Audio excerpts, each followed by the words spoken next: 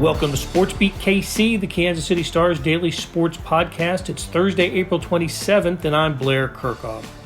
Happy draft day for the NFL and especially Kansas City. 4 years after the announcement of the event coming to town, it's here. Tens of thousands will be sitting on the Liberty Memorial Hill and watch NFL Commissioner Roger Goodell announce the first-round selections and then hug many of them. The announcements will continue Friday and Saturday until all 259 players have been drafted. The first team to make a selection is the Carolina Panthers. And on today's show, Charlotte Observer columnist Scott Fowler drops by the studio for a conversation about how the Panthers, without having the NFL's worst record, worked their way into the top spot, and the likelihood of using that selection to take Alabama quarterback Bryce Young. Later in the show, you'll hear from Young and other draft prospects, Will Levis and C.J. Stroud, the quarterbacks from Kentucky and Ohio State. They were among 17 draft prospects who attended a youth clinic at Central High on Wednesday. Okay, let's get started talking NFL draft with Scott Fowler and star columnist Sam McDowell. Scott, it's great to have you here in town. Welcome to Kansas City. Thank you, Blair. It's a real honor to be joining this prestigious show. I will edit out that laugh, too. But we got Sam McDowell here on the occasion of the NFL draft. We're taping this on Wednesday, the day before the draft. People are hearing it on Thursday, the day of the draft. So tell us what brings you to Kansas City. I imagine if the Carolina Panthers had, the 16th pick, you might not be here, but that is not the case. That's right. I'm here. I would not have come even if they had the 9th pick, and which is what they had originally. They had in March, and then they made this trade, and so that brought me to Kansas City, which looks like it's really set up beautifully for the NFL draft. But yes, certainly I'm coming here with the idea that it's Bryce Young and that we'll be writing Bryce Young stories tomorrow night and for the foreseeable future. But of course, things have been surprising here. I've done this a couple of times before. One time in 2011, I went to New York and covered Cam Newton getting drafted at number 1. That worked out so well. The next year I went back in 2012. The Panthers had a slightly lower pick, number 9, and it was Luke Kuechly, which sounds good, except Luke Kuechly was not at the draft. How inconvenient. That was a problem. I was in New York and he was in Cincinnati, so that trip didn't work out well. I'm hoping this one works out better. So you came here with the intention that it's going to be Bryce Young. Do you think the Panthers made that trade already with the intention of it being Bryce Young? I'm not sure for sure that they did. I think maybe they were 60-40 that way or something, but wanted to have all these people investigated more and go to all the pro days and everything else and make sure that they didn't get too over enamored with C.J. Stroud or Richardson or Levis. I mean, I think they tried to keep an open mind, but it feels like in the last 2 or 3 weeks they're hinting without hinting that that's what it's going to be. I mean, Scott Fowler, their GM, who's very honest as far as GMs go, said at their press conference last week, well, we can put him on a nutritional plan here and really get him a little thicker and they're already down that path, I thought. He was saying it theoretically, but it didn't sound too theoretical. They can't put him on a height program, no. Though, can they? So we got a chance to talk with him today at Central High School in Kansas City. Had you spoken with Bryce Young before? Never. What were your impressions of talking to him today? Very polished, I thought. Certainly a guy who's going to be good in front of the cameras. And I thought his quote, I know a lot of people ask him that question, and when I asked him the question about height, he goes, well, I can't grow. It's out of my control. And he seems to have a number of sort of pat answers to these questions that I'm sure he's been asked many times. But another example from the Panthers press conference last week, they say he only had 2 passes batted down for the entire season. And Russell Wilson in his senior or final year at Wisconsin had 3 at roughly the same height.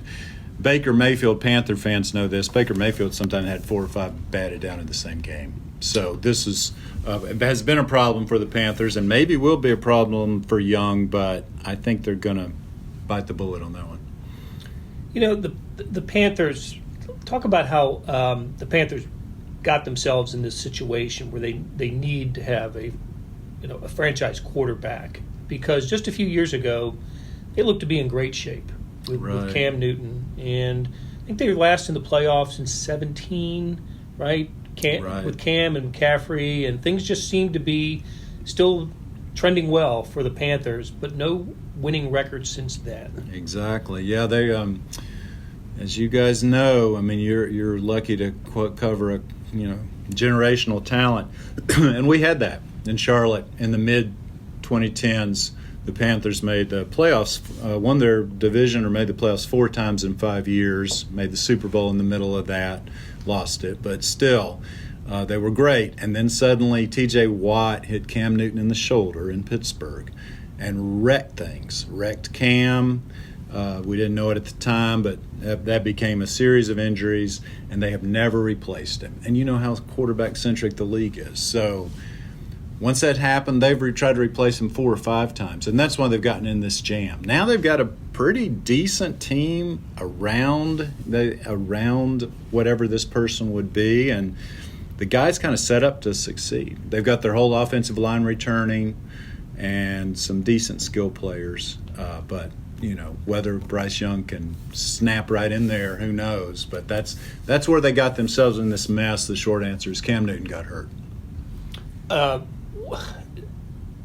People around here, just Big 12 country, and then of course Nebraska fans, they know Matt Rule, and I had a really good impression of him the first time I talked to him at a Big 12 Media Day a few years ago, his first year at Baylor.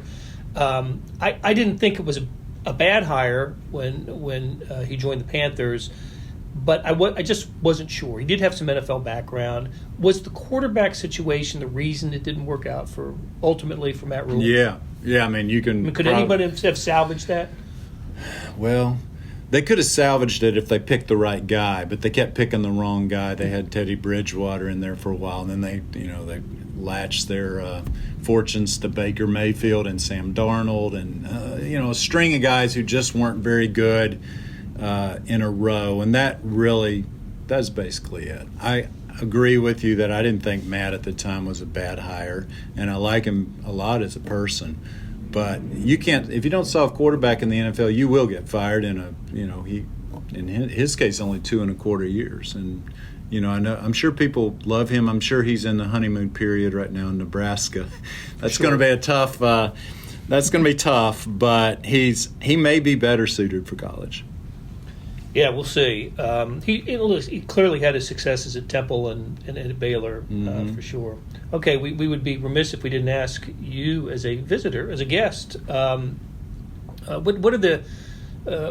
is the impression of the Kansas City Chiefs from your angle, from living in Charlotte, covering the sports scene in the Carolinas, running that great podcast, Legends of the Carolinas, that you host. When you look at Kansas City and the Chiefs, what do you see? Well, I'm just completely jealous, I guess. I've never had anything like that, except for Cam Newton in 2015. The Panthers did have a glimpse of that, sort of. But it seems to me like y'all are covering an improv act, and it's so and a talented one, and just a team that, and Andy Reid from afar seems like a real pleasure. So, and the Chiefs, goodness, I don't know how many more they'll win, but believe me, around the rest of the league, I'm sure fans and journalists are envious. Be appreciative of what you have, Kansas City. This does not come along all the time. For a while we kind of took Cam Newton for granted there. He had 300 yards passing and 100 yards rushing. That was another Sunday. That was normal. And nowadays, they struggle to score 17 points. So it's just enjoy it. What I don't know how, Sam, I don't know how you feel about this, but I go to games at Arrowhead Stadium, wherever we cover the Chiefs, with the expectation they're going to win the game every single time. Really? Yes. Yeah. And they're often the betting favorite, right? They probably can count on one hand the number of times they hadn't been a betting favorite with Mahomes at quarterback. But, I find myself as the game unfolds, and in their fourth quarter, and they're not ahead, kind of stunned. Yeah. So at least we got something to write about now. They somehow lost a game. Right. And you're right. I guess I'm to the point where I sort of take it for granted, and I think I'll feel this way as long as he's the quarterback. Yeah, I mean, it's their losses are actually more interesting to get into because something went unusual in those games as opposed to their wins. But it struck me when you mentioned even that Bryce Young will have something to write about for the next few days, probably with him. Like, it's gotten to here. We're writing about this guy every day for the last 6 years now.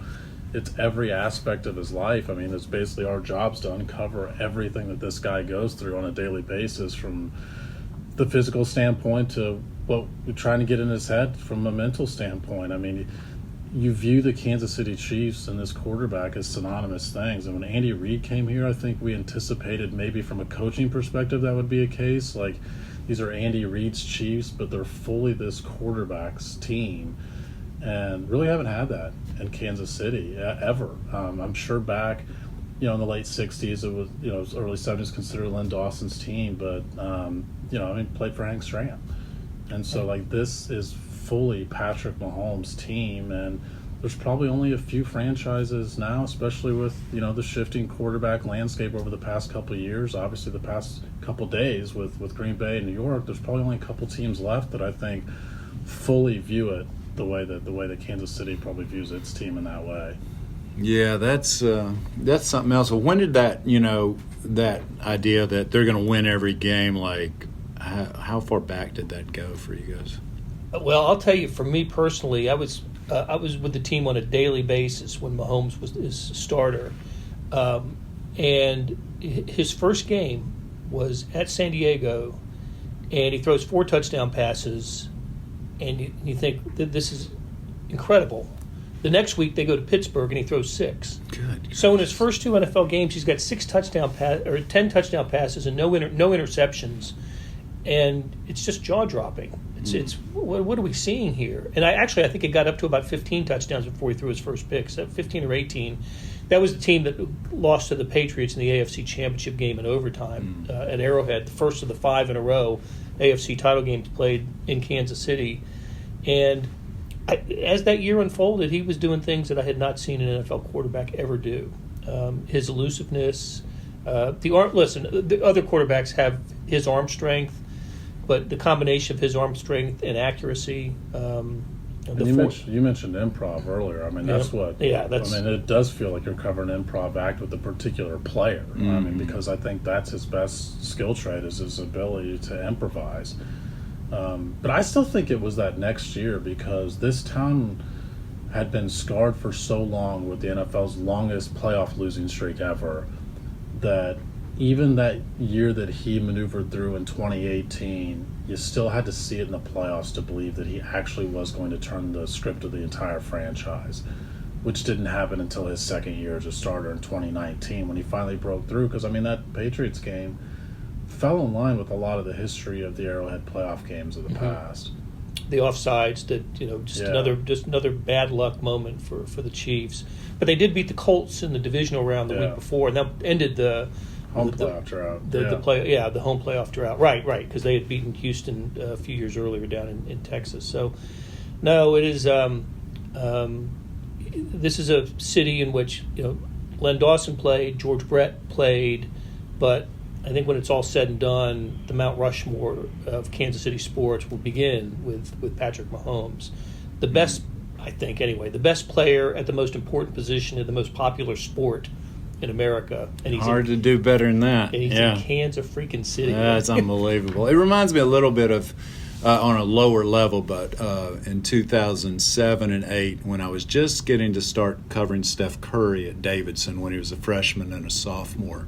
And what you're talking about, jaw-dropping stuff, you're just like, oh, my gosh. Now, I didn't know that he would be able to do it at the next level the same way, but I know what you mean. It's just nuts and in such a great way. I mean, it makes us all really fortunate, doesn't it?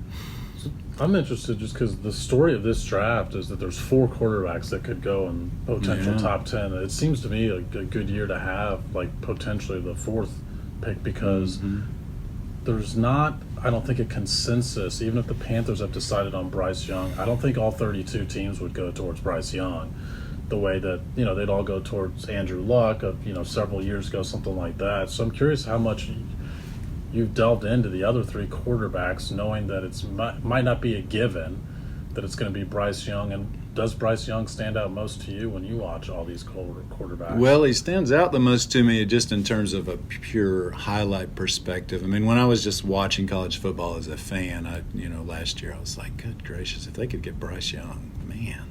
Or maybe even the year before when he won the Heisman. But no, probably I haven't done enough delving into the other three. I mean, I was with C.J. Stroud today. All these guys I'm seeing for the first time. So I don't cover college football like you guys do, and I don't have it. We don't have a lot of great college football right near where we are. I've seen some mock drafts where Anthony Richardson really drops. Will Levis, went up in betting odds the other day suddenly because of a Reddit post, right? I'm crazy with that. I mean, what if that was actually true? He said today, don't believe everything you read on the internet, but who knows what that means. And Stroud, I think, was originally they're a close second to Bryce Young. You're right. I don't think there is a consensus. And like in the Mahomes year, what was he picked, 10th or something? Yeah. How many quarterbacks went in front of him? Just Trubisky, and then Deshaun Watson went 2 behind, was 12th. Yeah. The Chiefs traded up 17 spots to get into the position to get Mahomes. Wow. Yeah. I could have told him about Trubisky. Oh my Lord! I did write. I did write a very anti-Trubisky column that I'm still reminded of right before the drafts. That guy couldn't beat anybody. He couldn't beat Duke. He couldn't beat NC State. I mean, he was not going to win NFL games. He was the epitome of a guy who looked like an NFL quarterback. Looked great walking off the bus. Yeah. One of those. And Bryce Young doesn't. I mean, when he walked off the bus today, you're like, really? Wow. That's it. It's startling. It is. Yeah, his size. And but Curry's the same way. Yeah.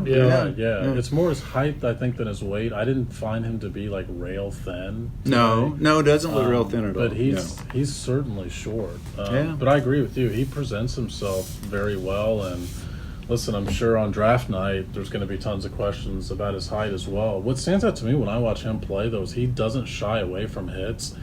Even with his small stature, I don't find him avoiding contact. But I also think that's why he gets banged up a lot at Alabama, is because, especially in the pocket, he doesn't really like to give up on a play. And sometimes in the NFL, you have to give up on plays. For sure. Something Mahomes has learned.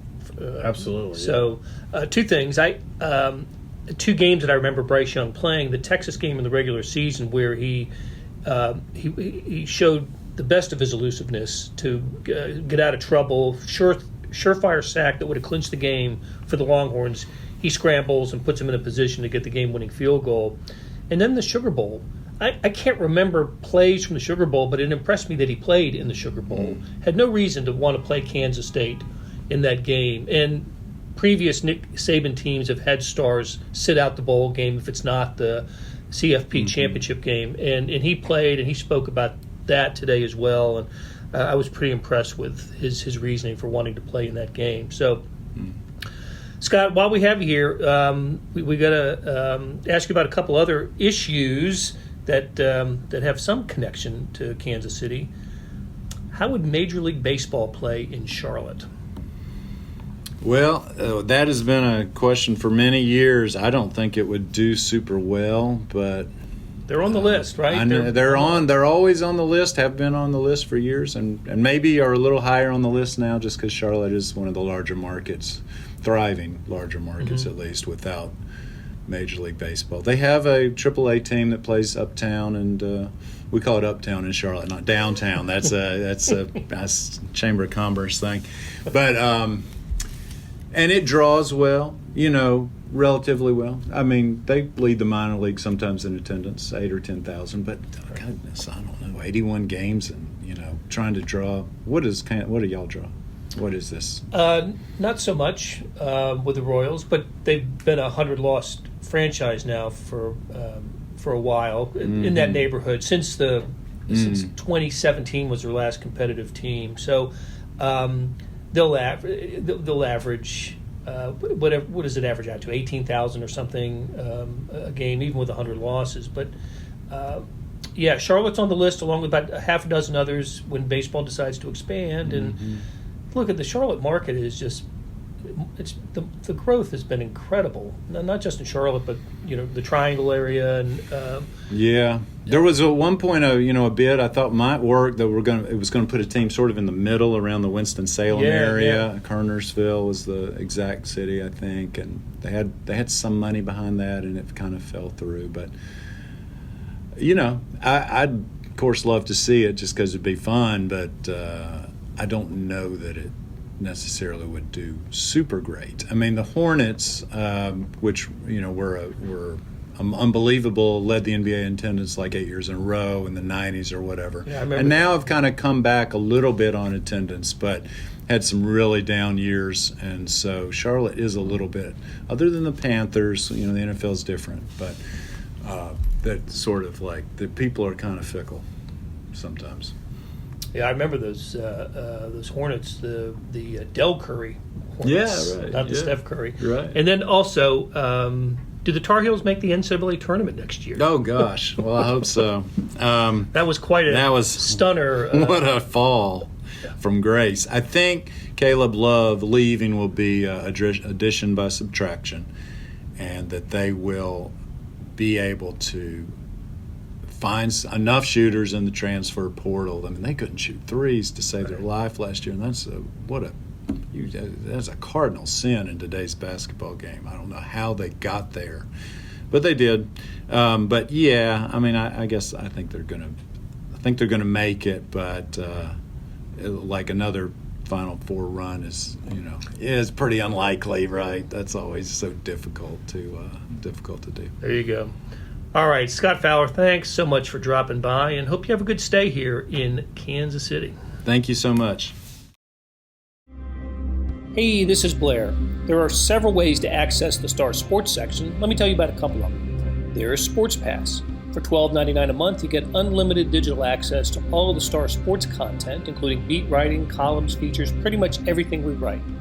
The deal renews monthly until you tell us to cancel. For $159.99 a year, you get everything the Star has to offer digitally, including sports and the e-edition. Go to kansascity.com and drop down to the bottom of the page where it says Start a Subscription for more information. Your support has never been more important. As always, thanks for reading and listening.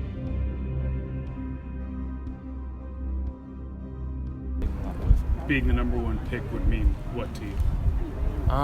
It would just mean I got an opportunity to play football. It'd be a blessing for sure. It'd be an honor. But again, wherever I get picked, what number, what team, that's never really something I put too much stock into. Something that is big for me. I feel like I'll end up where God wants me to be. But just being picked at all is an amazing blessing. Good luck, Bryce. Enjoy, man. Thank you. I appreciate you. How do you balance the fact that this is a business trip for you guys, but at the same time, you want to have fun and enjoy this week?